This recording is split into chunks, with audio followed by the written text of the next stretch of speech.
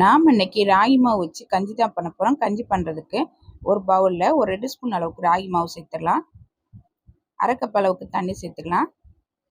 ஒரு ஸ்பூனை வச்சு கட்டிகள் இல்லாமல் நல்லா கலந்துடலாம். இன்னொரு பாத்திரத்தில் 2.5 கப் அளவுக்கு தண்ணி சேர்த்துக்கலாம்.